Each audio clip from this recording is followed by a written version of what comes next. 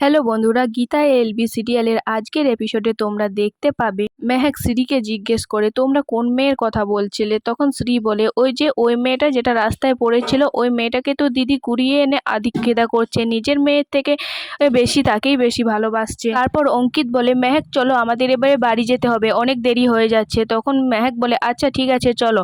আর তখনই সুমনা বলে না এখন তো বাড়ি যাওয়া হবে না, তোমরা তো খাওয়া দাওয়া করোনি, খাওয়া দাওয়াটা করে যাও। আর তারপরেই সুমনা মেহেককে টেনে নিয়ে সেখান থেকে চলে যায়।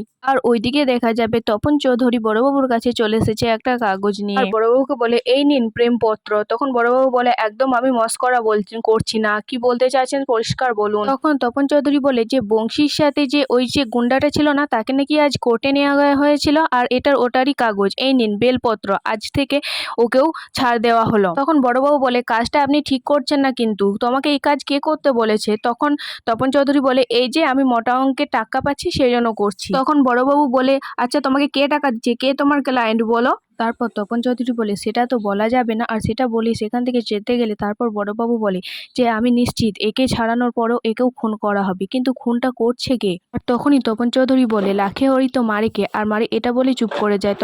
তখনই বড়বাবু বলে সাবুকে কে মারবেন বলুন, আপনি সব জানেন, কে মারবে বলুন। তখন তপন চৌধুরী হাসতে থাকে এবং বলে আপনি চিন্তা কেন করছেন, আপনিও তো মোটা অঙ্কে টাকা পাবে। তখন বড়বাবু বলে যে আমার কোনো টাকা পয়সার দরকার নেই, আপনি যা বলবেন স্পষ্টভাবে বলুন। তারপরেও তপন চৌধুরী সেখান থেকে হাসতে হাসতে চলে যায়, আর বড়বাবু এদিকে অনেক চিন্তায় পড়ে যায়।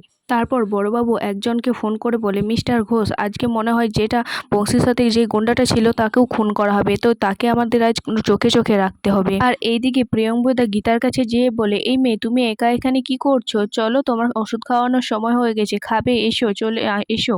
আর তারপরে প্রিয়ঙ্বদা গীতার হাত ধরে সেখান থেকে নিয়ে চলে যায়। আর এদিকেও দেখা যাবে সুমনা মেহেকের হাত ধরে এদিকেই নিয়ে আসতে থাকে। তারপরে দুজনের পাশাপাশি দুজনে চলে যায়, কেউ কাউকে দেখতে পায় না। আর এইদিকে দেখা যাবে বড়বাবু সাবুর পিছু করতে থাকে, আর একটুর জন্য সাবু চোখের আড়াল হয়ে গেলে তখনও আবারও দেখা যাবে যে কেউ একজন জুতো পরে এসে সাবুর মাথায় শুট করে দিয়েছে, আর সাবু সেখানেই মরে যায়। আর তারপরে দেখা যায় যে শুট করেছিল সে আবার আরেকজনকে ফোন করে, আর সেখানে আরো দুজন চলে আসে। তবে এই দুজনই কি গীতা আর আর বিষ্ণুদেব, কে কে কে হতে পারে, তোমাদের কি মনে হয়? আচ্ছা যাই হোক, এটা বহুতই রহস্যকর। পরে বড়বাবু খবর পায় যে সে মারা গেছে। তখন এই খবরটা শুনে তিনি আবার অগ্নিজিৎ মুখার্জিকে ফোন করে, কিন্তু অগ্নিজিৎ মুখার্জিকে ফোনে পায় না, তাই প্রলয় মুখার্জিকে করে। তখন প্রলয়কে বলে যে আমি অগ্নিজিৎ মুখার্জিকে ফোন করে পাচ্ছিলাম না, তাই আপনাকে ফোন করলাম।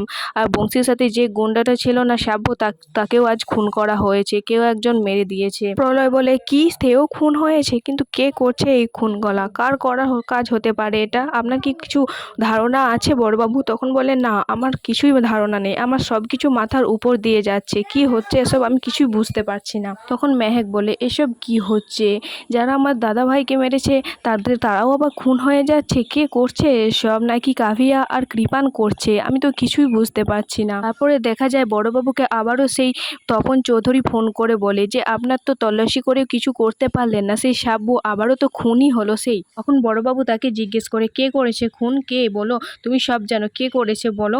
তখন বলে আমি কি করে জানবো, আমি কিছুই জানি না। আমি বলছি তাহলে কি কৃপান আর কাভিয়া করেছে। তখন তপন চৌধুরী বলে না আপনি ভুলভাল মানুষের নাম নেবেন না, এতে কিন্তু সমস্যা হতে পারে। আর এইদিকে দেখা যাবে অঙ্কিত মেহেককে বলে যে চলো মেহেক এবারে আমাদের যেতে হবে। তখন রাখা বলে কোথায় যাবি, আর তখন মেহেক বলে আমার শ্বশুর মশাইয়ের মেয়ের বিয়ে, তাই আমাকে সেখানে যেতে হবে, অনেকবার রিকোয়েস্ট করছিল, বিশ্বাস করো আমার সেখানে যাওয়ার এমনকি খাওয়ার কোনোটাই ইচ্ছে করছে না। তখন কাকা বলে না না মেহেক তুই যা, এটা একটা সামাজিক ব্যাপার, তুই যা ঘুরে আয়।